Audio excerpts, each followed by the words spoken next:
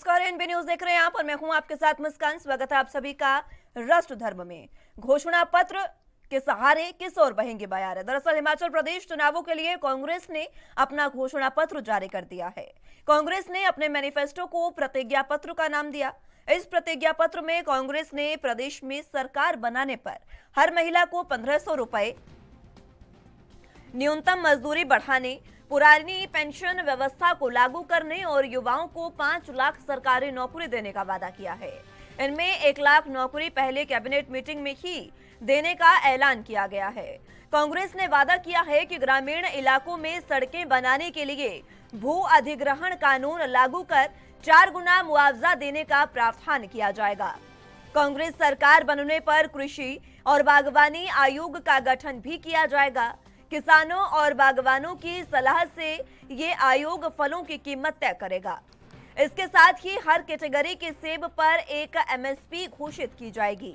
सोलन जिले में एक फूड प्रोसेसिंग पार्क बनाया जाएगा। इसके अलावा कांग्रेस की ओर से हिमाचल में न्यूनतम मजदूरी बढ़ाकर 500 रुपए प्रतिदिन करने की भी बात कही गई है। मनरेगा के दिनों को बढ़ाकर 150 दिन करने पर बात कही गई है और हर घर को 300 यूनिट बिजली मुफ्त में देने की बात कही गई है। इन सबके अलावा कांग्रेस की ओर से राशन डिपो धारकों को मासिक मानदेय बढ़ाकर 20,000 करने की बात भी कही गई। हालांकि सबसे बड़ी घोषणा जो कई राज्यों में चर्चा का केंद्र बनी हुई है वो है पुरानी पेंशन व्यवस्था। राज्य में उसे भी लागू करने की बात कांग्रेस ने अपने मैनिफेस्टो में कही है। बता दें कि कांग्रेस ने इस बार बाजी मारते हुए अपना मैनिफेस्टो बीजेपी से पहले जारी कर दिया है। हालांकि पहले बीजेपी 4 तारीख को अपना मैनिफेस्टो जारी करने जा रही थी, लेकिन बीजेपी की ओर से अब अपना मैनिफेस्टो 6 तारीख को घोषित किया जाएगा और इस दौरान बीजेपी क्या बड़े वायदे करती है ये देखने वाली बात होगी।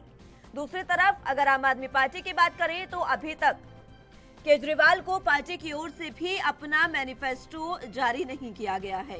तो अब अगर कुल मिलाकर देखें तो अब पार्टियों की बुनियाद पूरी तरह से मैनिफेस्टो पर ही टिकी हुई है। लेकिन अब देखना यह होगा कि आखिर बीजेपी और आम आदमी पार्टी अब अपने मैनिफेस्टो में क्या कुछ लेकर आती है, क्योंकि इस समय ये दोनों पार्टियां अपने मैनिफेस्टो को लेकर बैकफुट पर नजर आ रही हैं।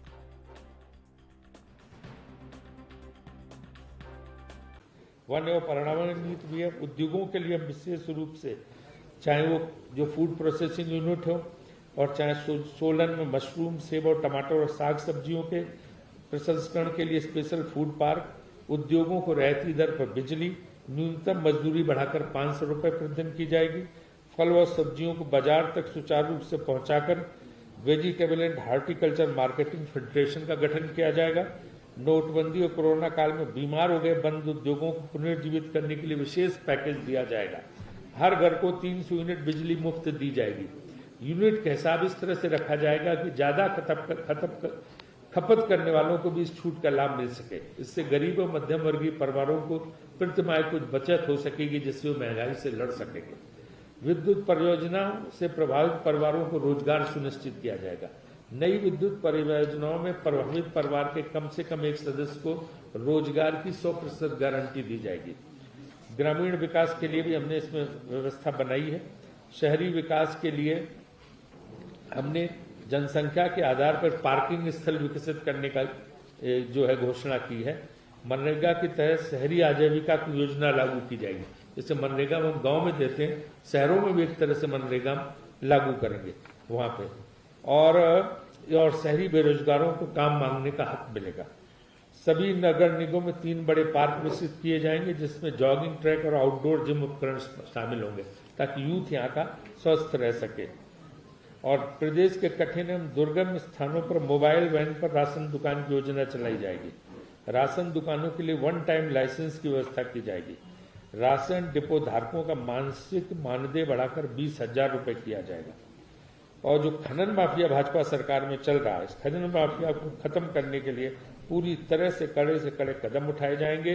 अवैध खनन में शामिल किसी भी व्यक्ति पर कड़ी धाराओं के तहत मामला दर्ज किया जाएगा और लाइसेंस रद्द कर दिया जाएगा। पानी के लिए हम रेन वाटर हार्वेस्टिंग की नई नीति बनाएंगे और जो हिमाचलियत है उसके लिए हम सारे जो है संस्कृति और परंपराएं उनका ख्याल करने के लिए उसको भी इस योजना में शामिल किया गया, जो आप पढ़ेंगे तो आपको पता चलेगा। हिमाचली भाषा के मानकीकरण की संभावना पर विचार करने के लिए भाषा विज्ञानियों की एक समिति बनाई गई। देवस्थान और तीर्थ यात्राएं, कांग्रेस सरकार सभी वरिष्ठ नागरिकों के लिए एक परिचारक के साथ 4 वर्ष में एक बार तीर्थ यात्रा का खर्च उठाएगी और यह तीर्थ यात्रा देश के किसी भी स्थान के लिए हो सकेगी, ये नहीं कि सिर्फ हिमाचल के अंदर। प्रदेश के मंदिरों को जीर्णोद्धार व नवीनीकरण के लिए बजट का प्रावधान करके राशि उपलब्ध कराई जाएगी। जो मंदिरों का ये है, राज्य समर्थित मंदिरों के वार्षिक अनुदान को दुगना किया जाएगा। मंदिर के पुजारियों को दिए जाने वाले मानदेय को दुगना किया जाएगा। धार्मिक पर्यटन को मजबूत बनाने के लिए पर्यटन सर्किट बनाया जाएगा और महंगाई से निपटने के लिए लोगों की जेबों में पैसा डालने का काम करेंगे। पुरानी पेंशन योजना हम लागू करेंगे, ओपीएस जिसे बोलते हैं, ये तो पहली कैबिनेट में हो जाएगा। प्रियंका जी ने स्वयं घोषणा की है। 1500 रुपए प्रतिमाह महिलाओं को देंगे और 300 यूनिट बिजली मुफ्त देकर हम लोगों की जेब में पैसा डालने का काम करेंगे। ऐसा कि पूरी तरह टाई फिस है। कांग्रेस पार्टी को सत्ता में ही नहीं आना, तो उसके लिए वादे, और वो भी झूठे वादे। मैं उनसे पूछना चाहता हूँ, राजस्थान में यही वादे किए थे तो श्रीमती प्रियंका गांधी जी बता तो दें कि इनमें से कौन सा पूरा हुआ राजस्थान में। आपने वादा किया था छत्तीसगढ़ में रोजगार देने का, कहाँ पूरा हुआ। बेटी हूँ मैं लड़ सकती हूँ, तो बेटी हैं लड़ सकती हैं, लेकिन राजस्थान में जाके फेल हो जाती हैं। ये दोहरा मापदंड है, क्योंकि सत्ता में आना नहीं, इसलिए इस मैनिफेस्टो को कोई जनता मानती नहीं है।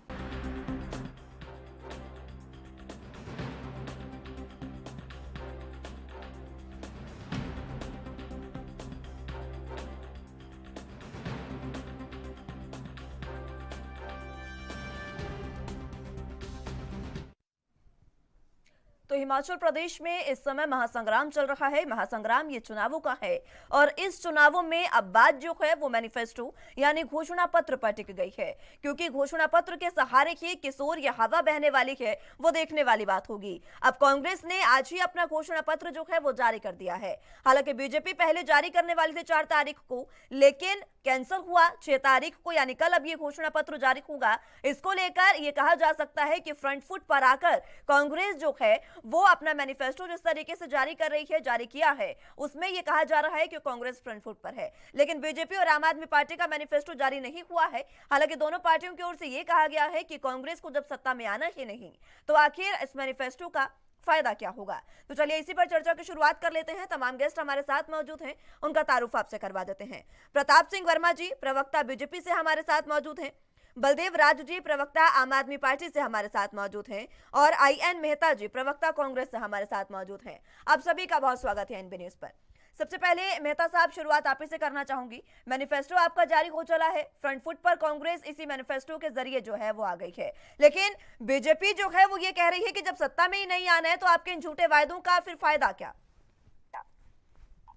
देखिए शालिनी, आज शिवानी जी सॉरी, आज जो हमारा घोषणा पत्र जारी हुआ है इसमें प्रमुख जो विषय 12 विषय चुने हैं और यह 12 विषय जो है प्रदेश की जनता से पहले हर जगह पूछकर सर्वे कराकर प्रदेश की जनता जो चाहती थी, हमने इसको प्रतिज्ञा पत्र में 2022 जो कांग्रेस प्रतिज्ञा पत्र 2022 में शामिल किया है। कांग्रेस जो कहती है वो करती है। तो याद कराना चाहता हूँ, मैं आप बयान सुन रहा था भारतीय जनता पार्टी किसी नेता का, आज प्रधानमंत्री महोदय सोलन में थे, तो वो भी वही बात कर रहे थे कि कांग्रेस जो झूठ बोलती है, झूठे वादे करती है। मैं तो याद कराना चाहता हूँ कि 2014 में आपने जो वादे किए थे 15 लाख रुपए सबको आएंगे, काला धन वापिस आएगा, 2 करोड़ नौकरियों की बात करते थे, तो वो अपने वादे जो है वो उनको वो भूल जाते हैं और कांग्रेस जो कहती है वो करती है। आपने देखा होगा कि हिमाचल प्रदेश में जो पिछला चुनाव जो उपचुनाव हुए थे, अगर उस उपचुनाव में भारतीय जनता पार्टी की एक भी सीट आती तो मैं मानता। इसका कारण क्या है कि प्रदेश की जनता ने इनको नकार दिया है और कांग्रेस पार्टी को प्रदेश की जनता ने सत्ता में लाने का मन बना लिया है। तो हमारे जो प्रतिज्ञा पत्र में जो ये वादे करे हैं 12 विषयों पे, इस पर अमल जो है हमने कह दिया। 10 गारंटियां जो हमने पहले बताई थी आपको, 10 गारंटियों में जो ओपीएस का मामला है, सबसे पहले ओपीएस का मामला पहली कैबिनेट में हो जाएगा। हमारे प्रभारी साहब ने आज कहा, इससे पहले भी हमारे सभी कांग्रेस के बड़े नेता इस बात को कह रहे हैं। तो ये जो घोषणा प्रतिज्ञा पत्र है, ये ऐसा दस्तावेज है जिसको जो है कांग्रेस पार्टी जैसे ही सत्ता में आती है, हर विषय को सर जो हम इसको अमल करेंगे और देश की जनता को हर वस्तु देंगे। ठीक है प्रताप सिंह जी, अब कांग्रेस की ओर से ये कहना है कि हम तो हर विषय पर आपको जवाब देंगे। पहले की जो कैबिनेट की बैठक होगी उसमें ओपीएस और साथ ही साथ जो नौकरियां देने का वादा किया गया है युवाओं को, वो पूरा कर दिया जाएगा, ऐसा कह रहे हैं हमारे प्रवक्ता। चाहता हूं कि जो कांग्रेस का घोषणा पत्र है वो एक झूठ का पुलिंदा है। ऐसा ही घोषणा पत्र इन्होंने 2012 में जारी किया था, जिसमें कहा था कि हर बेरोजगार युवा को जो है वो 1000 रुपए मासिक भत्ता दिया जाएगा। मैं भी उस समय जो है कॉलेज और यूनिवर्सिटी से निकला था, तो मैंने भी वो जो है वो एप्लीकेशन फॉर्म भरे थे। लेकिन 5 साल इस प्रदेश का युवा अपने अकाउंट में उस मैसेज को देखने के लिए तरस गया कि कांग्रेस का वो 1000 रुपया अकाउंट में कब आएगा। लेकिन 5 साल बीत गए, लेकिन वो 1000 रुपया जो है 1000 रुपया जो है अकाउंट में नहीं आया। दूसरा, मैं कांग्रेस के प्रवक्ता से ये चीज जानना चाहता हूँ कि जो आपका आज मैनिफेस्टो रिलीज हुआ, आपका जो राजीव भवन में यहाँ मैनिफेस्टो रिलीज हुआ, जो राजीव शुक्ला जी यहाँ पे मैनिफेस्टो रिलीज कर रहे थे, वो प्रदेश के चुनाव प्रभारी है। उनकी 2-3 बातें जो कांग्रेस ने इस मैनिफेस्टो में की है, वो बड़ी जो है वो हास्यास्पद है। मैं आपका एक उसमें जो मैनिफेस्टो में बात लिखी है उस पर ध्यान आकर्षण करना चाहूंगा। कांग्रेस ने कहा है कि 2 रुपए किलो हम जो है प्रदेश के जो है किसानों से गोबर खरीदने वाले हैं। मैं इनके प्रवक्ता से जानना चाहता हूं कि जो ये छत्तीसगढ़ का मॉडल यहाँ लागू करना चाहते हैं, भाई साहब हिमाचल प्रदेश में इतनी गरीबी नहीं है। और उस पे इन्होंने कहा है कि जो है किसानों से जब गोबर लेके जो है पंचायत स्तर पे जो है उसका वर्मिंग कंपोस्ट बनाना चाहता हूँ। मैं आर्यन मेहता जी को ये बताना चाहता हूं कि प्रदेश के किसानों के पास जो आप मॉडल अपने घोषणा पत्र में बताने की भाई साहब प्रयास कर रहे हो, उसको प्रदेश का किसान ऑलरेडी जो है आजमा रहा हूं। मैं आपको 4-5 जगह ऐसी नियर शिमला के ऐसी जगह लेना चाहूंगा जहां पे हमारा वर्मिंग कंपोस्ट का हब है। आप शोगी क्षेत्र में चले जाइए तो किसान इस वर्मिंग कंपोस्ट, गोबर से वर्मिंग कंपोस्ट बनाकर जो है सालाना जो है लाखों रुपया कमा रहा है। और कांग्रेस जो है आज 2022 में जो चीज हिमाचल प्रदेश में 2010-15 से चली आ रही है, उसमें ये 22 में जागे हैं। दूसरा, मैं इनसे एक बात पूछना चाहता हूं कि पंचायत स्तर पे आप क्या व्यवस्था करोगे वर्मिंग कंपोस्ट को बनाने की। और इसमें एक बात और है मुस्कान जी, आप इनसे पूछिए, वैसे तो ये सत्ता में नहीं आ रहे, ये बात जग जाहिर है, ये जो इन्होंने कहा है महिलाओं को 1500 रुपए देने की तैयार है। मैं कुछ 2 पंक्तियां कहने चाहता हूं कांग्रेस पार्टी के प्रवक्ता के लिए कि 2012 में युवाओं को ठगा था, 22 में महिलाओं और कर्मचारियों को ठगने की तैयारी है।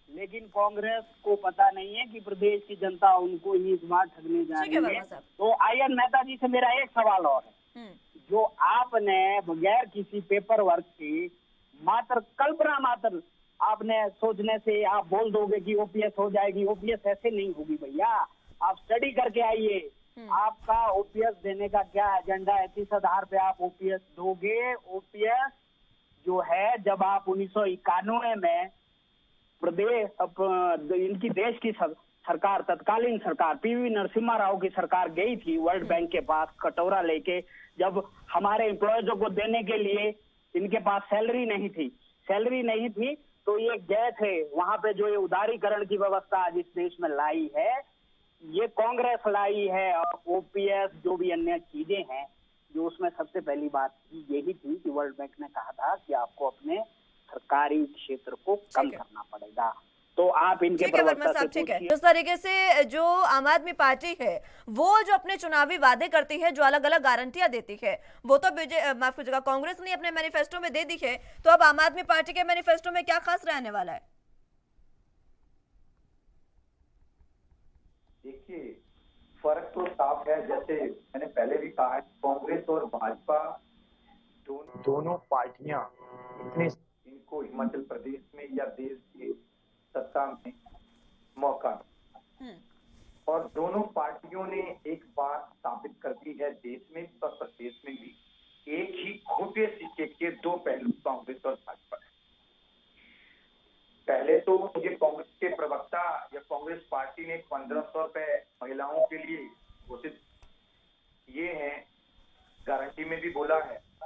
तो इसमें कैलकुलेशन आप खुद ही करेंगे मुस्कान जी, तो एक खरबों में ये रकम पहुंचती है। तो कितना बजट है और कितना हिस्सा आप 1500 रुपए कैसे देंगे महिलाओं को, तो इसको कैलकुलेट के यदि बता देंगे जनता को, तो जनता खुद ही जवाब देगी। रहा दूसरा प्रश्न, 300 यूनिट बिजली मुफ्त कांग्रेस पार्टी ने बोली है, तो ये बता दें क्या आपने छत्तीसगढ़ में 300 यूनिट दे दी है? क्या आपने राजस्थान में ये दे दी है? रही आम आदमी पार्टी की बात, तो पंजाब में 70 लाख से ज्यादा परिवारों के बिल आज की डेट में 0 है। तो ये तो बात है कॉपी करना, लेकिन बोलते हैं नकल करने के लिए भी अकल चाहिए।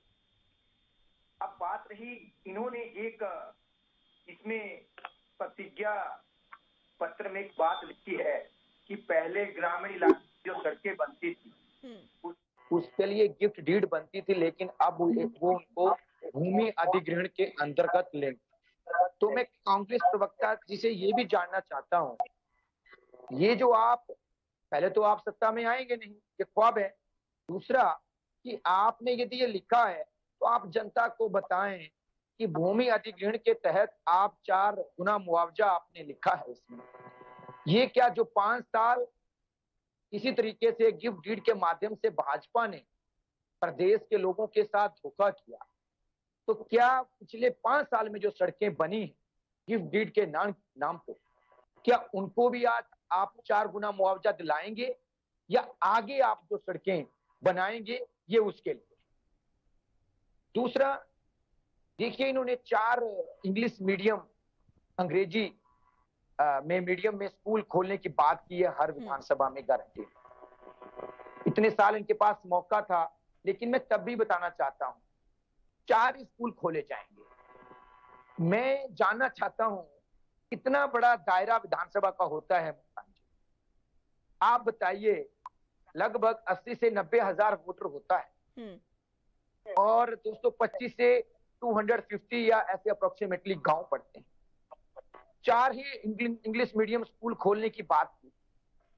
अब बताइए, पहाड़ी इलाके हैं और कहां जो कुछ गरीबों के बच्चे हैं वो कैसे जाएंगे, कितना दूर पड़ेगा, उन्होंने इंग्लिश मीडियम में पढ़ना है। तो ऐसा क्यों ये कोई एक स्कूल क्यों नोटिस कर रहे हैं कि हम 4 ही बनाएंगे?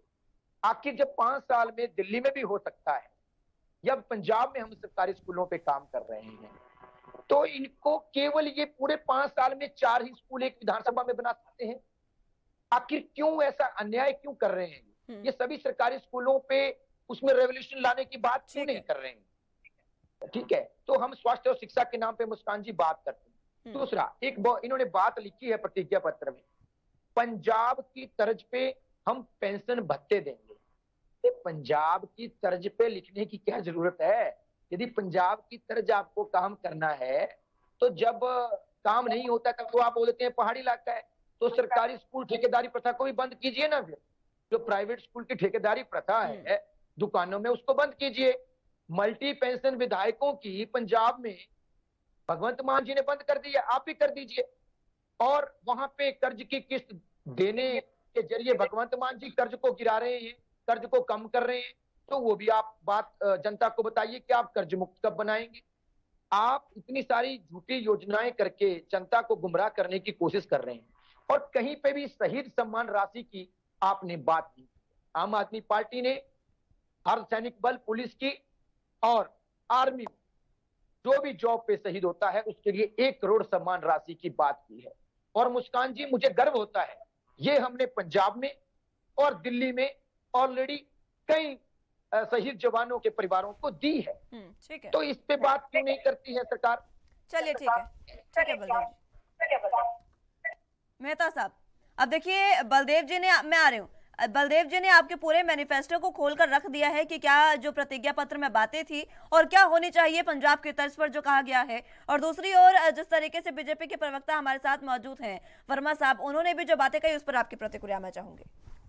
बात ये है, अभी तो आम आदमी पार्टी का तो इस प्रदेश में चला ही नहीं हुआ है। जैसे वो तो जमीन पर के अध्यक्ष बने थे और महासचिव थे, हफ्ते के साथ तो कोई भारतीय जनता पार्टी के शिक्षक चल गए, कोई कांग्रेस में आ गई, इससे तो हमारा कोई मुकाबला नहीं है। अगर आपने प्रतिक्रिया पत्र की बात करता हूँ, जैसे भारतीय जनता पार्टी के प्रवक्ता साहब कह रहे थे, हमने ये प्रतिक्रिया पत्र जो है कांग्रेस मेरे साथी बैठ के नहीं बनाया, ये लोगों को राय लेके, हर वर्ग को कॉन्फिडेंस में लेके, सुजेशन लेके, ये पूरे प्रदेश के जनता का जो प्रतिज्ञा पत्र बना है, उनकी समस्याओं को देखकर ये प्रतिज्ञा पत्र बनाया गया है। 2017 में भारतीय जनता पार्टी का दृष्टि पत्र भी आया था। आप पूछिए कितना लागू किया वो दृष्टि पत्र आपने। कौशल विकास भत्ते की बात करते हमने दे दिया था, बाद में जो है हमने, हमारी सरकार जब थी हमने कौशल विकास भत्ता दिया। ये सरकार तो रिमोट कंट्रोल की सरकार है। अगर इन्होंने काम किए होते हैं तो इनसे पूछिए जुब्बल कोट खाई में इनके प्रत्याशी की जमानत जब्त क्यों हुई। 1,30,000 वोट हम कम करके लोकसभा चुनाव, मंडी का उपचुनाव जीतते हैं, तो मंडी हमारी करने, मुख्यमंत्री जो कहते थे मंडी मेरी है, मंडी हमारी है, मंडी के लोगों के, हिमाचल की है। वहां पर कांग्रेस पार्टी की प्रत्याशी जीती, रानी प्रतिभा सिंह। तो ये 5 साल में जो है यहाँ पर भ्रष्टाचार, पीपी किट घोटाले से लेकर जो घोटाले हुए हैं, पुलिस पेपर लीक मामले तक, जिसमें लाखों बच्चों का भविष्य खराब हुआ है, इस सरकार ने तो अपना जो सुबह को फैसला लेती थी शाम को वापस करती थी। ये तो रिमोट कंट्रोल की सरकार रही है। यहाँ पर हमने जो वादे किए हैं, लोगों के कहने पर, लोगों की समस्याओं को सुनकर ये प्रतिज्ञा पत्र बनाया है। और इस प्रतिज्ञा पत्र को हम जो है, जैसे ही सरकार हमारी बनती है 8 दिसंबर के बाद, पहली कैबिनेट में हमने कहा कि ओपीएस का मामला लेंगे। दूसरी जितनी भी हमने लोगों से जो प्रदेश की जनता के सामने उनकी समस्याओं को लेकर ये प्रतिज्ञा पत्र बनाया है, इसको जो है, सवाल आपसे है, आपने तमाम वायदे कर दिए, वो पूरे कैसे करेंगे, ये सवाल है आपसे मेहता साहब। अमल में लाएंगे। सवाल आपसे ये है कि आपने वायदे तो कर दिए मैनिफेस्टो में, इनको पूरा कैसे किया जाएगा, बजट कहाँ से लाएंगे? करेंगे, सरकार आएगी, पूरा करेंगे। कैसे? देखिए, ये जब हमारी सरकार आएगी, हमने जितने भी हमारे अर्थशास्त्री है, चाहे अखिल भारतीय कांग्रेस कमेटी में, चाहे हमारे प्रदेश में है, सब अर्थशास्त्रियों को बिठाकर जो है हमने इस तरह के वादे किए हैं। आप बताएं कि डबल इंजन की सरकार की बात करते 45,000 करोड़ से 70 करोड़ के पास क्यों हो गए? तो क्यों नहीं हिमाचल को पैकेज मिला, फाइनेंशियल पैकेज मिलता, कोई दूसरा। और चलिए ठीक है, वायदे आपने पहले कर दिए, अर्थशास्त्रियों के साथ मीटिंग आप बाद में करेंगे, अब न जाने कैसे वायदे पूरे होंगे कैसे नहीं होंगे। ठीक है मेहता साहब, वर्मा साहब कुछ कहना चाह रहे हैं। अर्थशास्त्र पे बात नहीं करनी है, हमने जो बात करी है, जो वादे कर रहे हैं, मैनिफेस्टो जो हमने दिया है, प्रतिज्ञा पत्र जो हमने दिया, इसको सरकारी दस्तावेज के रूप में हम लागू करेंगे हिमाचल प्रदेश में। कैसे? आपके मैनिफेस्टो में आधे से ज्यादा बातें तो जो आम आदमी पार्टी गारंटियां दे रही है उससे जुड़ी है।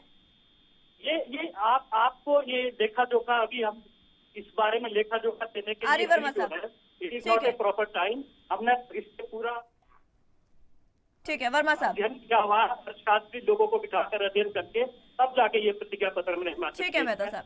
वर्मा साहब कुछ कहना चाह रहे हैं। वर्मा साहब। मुस्कान जी, कांग्रेस पार्टी के प्रवक्ता काफी चतुर है। जो आज आपकी जो डिबेट है वो इनके घोषणा पत्र पे है, ये अपना पुराना राग अलाप रहे हैं। चलो कोई नहीं, मैं आपको इनकी, अभी इन्होंने एक बात कही कि कांग्रेस पार्टी ने ये घोषणा पत्र जो है वो राजीव भवन शिमला में बैठकर नहीं बनाया है, लोगों से फीडबैक लिए। मेहता जी मेरे आदरणीय, मैं उनसे 2-3 सवाल करना चाहूंगा। मेरे पास इनका 12 का घोषणा पत्र भी है और 22 का भी है। ये इनका 12 का घोषणा पत्र है, ये इनका 12 का घोषणा पत्र है। आप देखिए, इसमें इन्होंने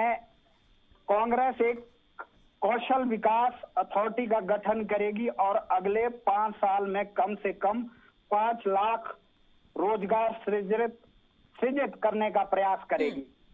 आप वर्तमान में बेरोजगारी का आंकड़ा 8 लाख देख जाते हैं, तो अगर आपने 5 लाख रोजगार उस समय पैदा किए होते 12 से 17 की अपनी सरकार में, तो आज प्रदेश में इतने जो है बेरोजगारी ना होती। दूसरा सवाल, जो आई.एन. मेहता जी अर्थशास्त्रियों की बात करते हैं, पूरा देश जानता है, पूरा विश्व जानता है कि इनका अर्थशास्त्र कैसे फेल हो गया इनकी 2009 से 2014 की यूपीए सरकार में, जब देश की जीडीपी 3.5 से 4.5% के बीच आ गई। इनका अर्थशास्त्र पूरी दुनिया जानती है और मैं इनके दोनों घोषणा पत्र को लेकर यहाँ बैठा हूँ।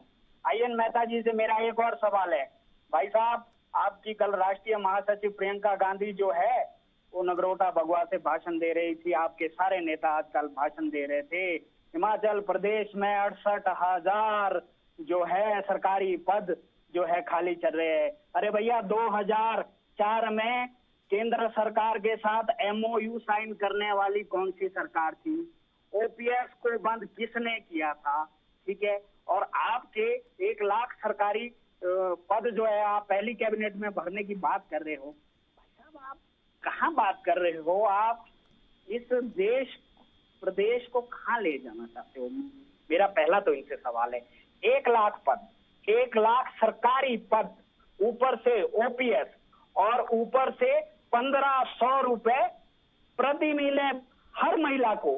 तो मैं इनसे एक छोटा सा आंकड़ा देना चाहूंगा आई.एन. मेहता जी कि आपका 15,000 करोड़ रुपया तो खाली महिलाओं को जो है 1500 रुपए देने में लग जाएगा।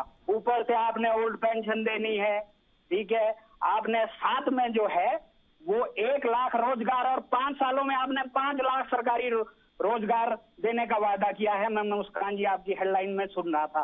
और दूसरा, आम आदमी के प्रवक्ता बलदेव राज जी बैठे हैं। देवराज जी से तो मैं अभी इतनी ही प्रार्थना करूंगा कि दिल्ली की हवा को शुद्ध कीजिए पहले। वहाँ पे लोगों का जो है वो जीना बहुत ठीक है। चलिए, ठीक है, हिमाचल में रहेंगे, इधर उधर जाएंगे तो फिर बात ज्यादा लंबी हो जाएगी। हिमाचल पे रहते हैं वर्मा साहब। इनसे यही है कि दिल्ली की हवा को पहले जो है शुद्ध कीजिए, हिमाचल प्रदेश बाद में आइएगा। पंजाब में भी आपकी सरकार है, वहाँ मैं भी 2 बच्चों का बाप हूँ। वहाँ बच्चों का जीना, हमारे बुजुर्गों का जीना किस तरह के दुर्भर हुआ है। और केजरीवाल जी गुजरात घूमे जा रहे हैं, वहाँ पे आरोप लगा रहे हैं।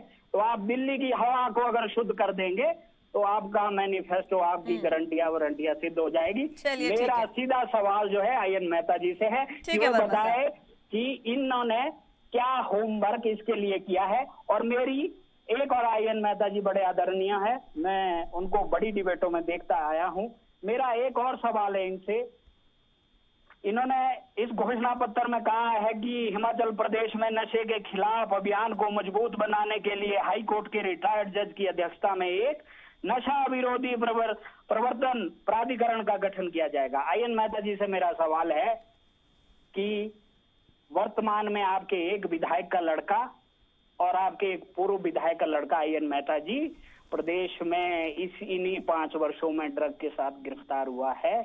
तो आप अपने पार्टी के सिस्टम में झांकिए, आप प्रतिज्ञा पत्र में जो लिखोगे, लेकिन आपकी पार्टी के ही लोग इससे उलट जो है उनके क्रियाकलाप है। चलिए, अब जवाब ले लेते हैं। मेहता जी से मेरा सवाल। ठीक है, जवाब ले लेते हैं। मेहता साहब जवाब दीजिएगा। मैं आऊंगी बलदेव जी आपके पास, एक बार छोटा सा जवाब मेहता साहब से ले लूं। और मेहता साहब, एक बात ये भी है, जिस तरीके से वर्मा साहब ने भी यही बात कही और मेहता साहब आपने भी यही बात कही आम आदमी पार्टी के लिए, लेकिन पंजाब में भी कुछ इसी तरीके का मसला था।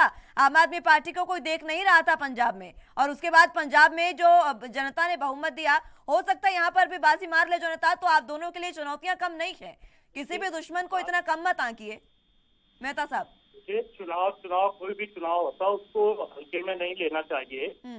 मैं तो बात कर रहा हूँ जो सच्चाई है उसको मैंने आप बयान किया है। क्योंकि इनके जो प्रदेश के अध्यक्ष बने थे वो भारतीय जनता पार्टी में चले गए, जनरल सेक्रेटरी हमारी पार्टी में आ गए। मैं अपने भाई के जो भारतीय जनता पार्टी के प्रवक्ता है, मैं उनका जवाब दे दूं कि जो आंकड़ा इस वक्त प्रदेश में है, जो अनएम्प्लॉयमेंट का आंकड़ा है, देश में दूसरे नंबर पर है। दूसरे नंबर पर हिमाचल प्रदेश आता है हरियाणा के बाद। 14 लाख बेरोजगार हिमाचल प्रदेश में है। अगर हम 1 लाख नौकरी देने की बात करें तो क्या गलत है इसमें? देंगे कैसे? गलत कुछ नहीं है। आप तो 10 लाख की बात करते हैं, आप देंगे कैसे? सवाल ये है मेहता साहब, आपको देखिए सही गलत की बात नहीं है मेहता साहब, सुनिए सवाल को समझिए मेहता साहब। कानून व्यवस्था कहाँ ठीक है? है वर्मा साहब आ रही हूँ, एक एक करके बात करिए वर्मा साहब, बात पूरी होने दीजिए, मैं आऊंगी आपके पास। प्रदेश में जो महिलाओं मेहता के साहब सवाल ये है, वो कह रहे हैं कि आप 1500 बेशक 10 लाख नौकरियों का वादा करिए, सरकारी नौकरियों का वादा करिए आप, लेकिन वो देंगे कैसे? सवाल ये है उनका, आप देंगे कैसे जनता को ये नौकरी? हमने इस पे वर्कआउट किया है, हमने कोई इन्वेस्टर मीट में कोई, जैसे इस सरकार ने 5 साल में इन्वेस्टर मीट में करोड़ रुपए खर्च किए। प्रधानमंत्री नरेंद्र मोदी जी के 11 दौरे हिमाचल प्रदेश में हुए, मिला के सैकड़ों करोड़ रुपए खर्च हुए हैं। ये मुख्यमंत्री हवाई जहाज में हेलीकॉप्टर में घूमते हैं, सड़कों पे तो वो नहीं चलते हैं, उस पर कितना खर्च होता है? 35-50 लाख की गाड़ियां जो है इनके निगम और बोर्ड के अध्यक्ष जो उसमें चलते हैं, नई गाड़ियां लेते हैं, कितना खर्च हो रहा है? जो आपकी सरकार आने पर आप ये खर्च बंद करवाएंगे क्या? आपकी सरकार आने पर आप प्रधानमंत्री के दौरे बंद करवा देंगे हिमाचल में? प्रधानमंत्री के दौरे हम स्वागत करते हैं उनका। दिसंबर 2017 से वो हिमाचल प्रदेश में आ रहे हैं, तो सेतु बड़ी और कॉफी हाउस की बात करते रहते हैं हमेशा। हिमाचल प्रदेश को मिला क्या है? ये डबल इंजन की सरकार की बात करते हैं तो 45,000 करोड़ से 70,000 करोड़ जो कर्जा है जो बढ़ता नहीं। अगर डबल इंजन का पैकेज अगर हमको मिलता तो कुछ ना कुछ हिमाचल प्रदेश की जनता का और हिमाचल प्रदेश का भला होना था। तो हिमाचल प्रदेश में तो मैंने पहले बताया आपको, पीपी किट घोटाले से लेकर जिसमें इनके प्रदेश के अध्यक्ष जो है उनका नाम लिया जाता था, उनके परिवार उनके रिश्तेदारों का नाम लिया जाता था। पेपर लीक जो है, पेपर लीक के मामले तक इतना भ्रष्टाचार हिमाचल प्रदेश में हुआ है, तभी इनको जो है उपचुनाव में मुंह की खानी पड़ी। और अभी जब सरकार बनेगी 2/3 बहुमत से हिमाचल प्रदेश में कांग्रेस पार्टी की सरकार बनेगी, आपके सामने जो है आंकड़े 8 दिसंबर के बाद जनता के सामने सारे 8 तारीख के बाद आएंगे। ठीक है, चलिए ठीक है। बलदेव जी, देखिए भाजपा के प्रवक्ता जी बात कर रहे थे हवा की, हम दिल्ली पे जाना नहीं चाहते मुस्कान जी, लेकिन दिल्ली की हवा, कोई दिल्ली की हवा खराब नहीं है। आप योगी जी से भी पूछ लीजिए ग्रेटर नोएडा में। ठीक है, दिल्ली पर नहीं जाएंगे ना बलदेव जी, हिमाचल पर ही बात करते हैं, मुद्दे पर रहते हैं। हम उस मुद्दे की बात नहीं करते हैं। साथ में मैं कांग्रेस के प्रवक्ता जी से पूछना चाहता हूँ, तो हवा तो फिर कांग्रेस वालों ने भी ले ली कि खुद ही पंजाब का जो पैंसठ भर्ती होंगे उसी पे हम देंगे। तो आप हिमाचल के बलबूते पर कीजिए ना। आपको इतने साल पे दोनों पार्टियों को सत्ता दी, लोगों ने आपको सत्ता दी। अब मैं एक मिनट में मुस्कान जी एक मिनट आपको मौका मिला, एक वर्ग को उस तरह के बंदे यहाँ एक मिनट मौका। देखिए आप सही बोल रहे हैं, हिमाचल कर्मचारी का एक बहुत अहम रोल हिमाचल प्रदेश में रहा है और रहेगा। लेकिन दोनों प्रवक्ताओं से मैं एक बात जानना चाहता हूं, हिमाचल प्रदेश आज 70 से 72 लाख पॉपुलेशन है, बहुत छोटी सी पॉपुलेशन का राज्य है। यहाँ पे पर्यटन इस प्रदेश में, आयुर्वेद में बहुत खजाना देश में छिपा हुआ है। सीमेंट यहाँ बनता है, बिजली यहाँ बनती है, एग्रीकल्चर यहाँ है, ठीक है। थोड़ा सा इंडस्ट्री आपका बद्दी में भी है, ऊना की साइड में डेवलप हो रहा है। छोटे से राज्य होने के कारण भी ऐसा क्या हुआ, मैं दोनों पार्टियों से जानना चाहता हूं। आज प्रदेश में 70,000 करोड़ रुपए कर्जा हुआ है। अभी परसों ही 2,000 करोड़ का कर्जा और इन्होंने आवेदन किया है। आखिर दोनों पार्टियां ये तो बताएं प्रदेश को कि आप अभी दुनिया भर की आप गारंटियां बोल रहे हैं, आपको इतने साथ सत्ता के दिए प्रदेश, आपकी इन गारंटियों पे कौन भरोसा करे? कहां से पैसा लाओगे आप?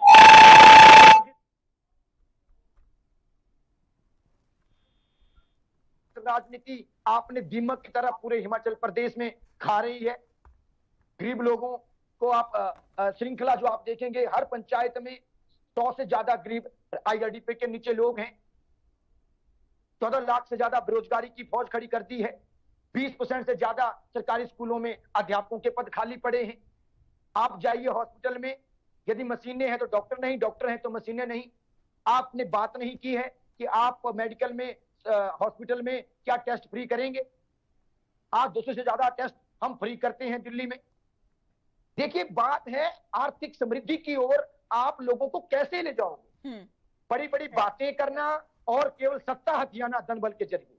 कांग्रेस प्रवक्ता जी ने एक बात सही कही कि हजारों करोड़ रुपया इस टाइम भाजपा सरकार दुरुपयोग कर रही है, और पिछले 1 महीने से तो हद कर दी है इन्होंने। सरकारी बसों पे पेट्रोल डीजल ड्राइवरों को यूज कर करके रैलियों पर करके ये बोझ किस पे पड़ रहा है? हिमाचल की जनता पे पड़ रहा है। आपने मुस्कान जी, मुझे बहुत दुख होता है, पहली बार ऐसे प्रधानमंत्री देश को मिले हैं जिनको हम प्रधानमंत्री ना कहें तब भी अच्छा है।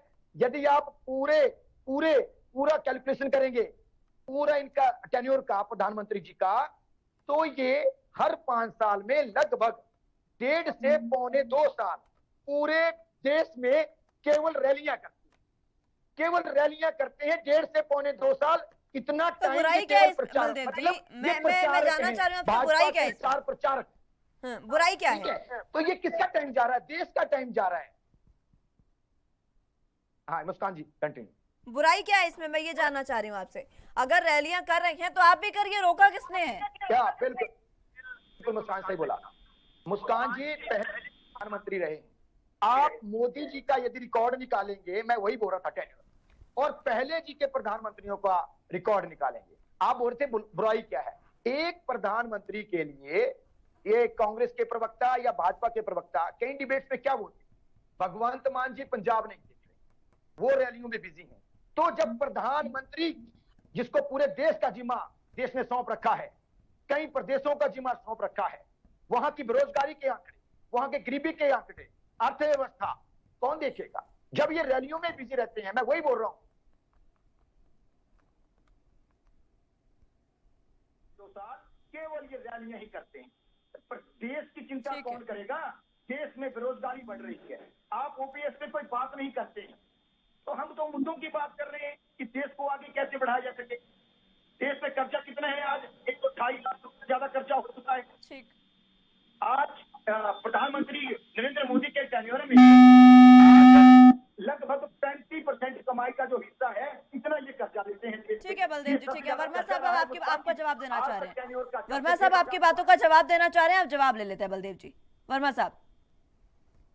देवराज जी, आप इस बात को हमेशा भूल जाते हैं कि प्रधानमंत्री दिन में 18 से 20 घंटे काम करते हैं। अगर आज उन्होंने हिमाचल में 2 रैलियां की है, आप मेरी बात सुनिए, मैंने आपको बीच में नहीं टोका, आप अच्छे लिसनर बनिए।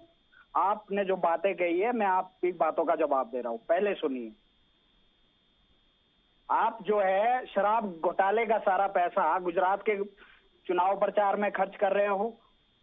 कामगार बोर्ड के, दिल्ली के कामगार बोर्डों का, श्रमिकों का पैसा जो है आप गुजरात के चुनाव प्रचार में खर्च कर रहे हो, और आप हमें कह रहे हो कि हजारों करोड़ रुपए की रैलियां और जो है आपने पोस्टर बैनर लगाया। भाई साहब, मैं आपको बताना चाहता हूं, आप जाइए, भारतीय जनता पार्टी का बूथ स्तर का कार्यकर्ता भी जो है पार्टी के लिए 1000-2000 रुपया साल में देता है, जिसको माइक्रो डोनेशन कहते हैं। आप जाइए भारतीय जनता पार्टी को देख लीजिए, उनका अपना संगठन का सिस्टम कितना स्ट्रॉन्ग है। दूसरी बात आप कर रहे हैं प्रधानमंत्री के बारे में कि रैलियां करते हैं। आपको रोकना चाहूंगी वर्मा साहब। वर्मा साहब अपनी बात पूरी करें। देखिए, प्रधानमंत्री पे तो आरोप जो है आम आदमी पार्टी जो है 2000 इनके अस्तित्व में आने के बाद ही आम आदमी की पार्टी के निशाने पर हमारे देश के करोड़ों जो है युवा दिलों की धड़कन आदरणीय प्रधानमंत्री नरेंद्र मोदी जी रहे हैं। ठीक है, ये कह रहे हैं कि वो 4, 4.5, 8, 9 साल जो भी ये कह रहे हैं रैलियां ही कर रहे हैं। तो भाई साहब, आपके मुख्यमंत्री को इस वक्त कहाँ होना चाहिए? आप बताइए। उन्हें दिल्ली में होना चाहिए या गुजरात में होना चाहिए? दिल्ली में प्रदूषण का स्तर कितना खराब है। मुस्कान जी, मैं अपनी एक और बात कहना चाहता हूँ। जो कांग्रेस कहती है कि आम आदमी पार्टी भारतीय जनता पार्टी की A टीम है, B टीम कहते हैं, मैं आज भी कहना चाहता हूँ कि दिल्ली में मैंने 7 वर्ष गुजारे हैं। मैं एक बात अपने अनुभव से कह सकता हूं कि आज भी भारतीय जनता पार्टी को वहां पे 43 से 44% वोट दिल्ली में मिलता है। लेकिन कांग्रेस का वोट प्रतिशत कितना है भाई साहब? 4%। जिस कांग्रेस ने 15 साल दिल्ली में जो है लगातार राज किया है। आज उसकी स्थिति ये है कि उसका वोट प्रतिशत 5% रह गया है। तो किसकी बी टीम आम आदमी है, ये बात इससे पता हो जाती है कि वो वोट कहाँ शिफ्ट हुआ। वो आप मेरे आंकड़ों से जान लीजिए। आपको मेरे आंकड़ों पे विश्वास नहीं है, आप इलेक्शन कमीशन की साइट पे चले जाइए। तो ये तो बी टीम आम आदमी पार्टी कांग्रेस की है। आज का जो डिबेट का मुस्कान जी मुख्य इशू था, वो कांग्रेस का मैनिफेस्टो है। जरा इनसे पूछिए कि भाई साहब, जो आप बात कर रहे हैं कि ये जो हमने मैनिफेस्टो है ये राजीव भवन में नहीं बैठ के नहीं बनाया, तो आप एक बात बताइए कि जो आपने 5 लाख सरकारी नौकरी देने का वादा, 1500 महिलाओं को देने का वादा, 2 रुपए किलो गोबर इनको कहीं नहीं मिलेगा, पूरे प्रदेश में ये ढूंढते रह जाएंगे, कोई नहीं मिलेगा। ये बात मेहता जी भी जानते हैं क्योंकि बहुत अनुभवी है।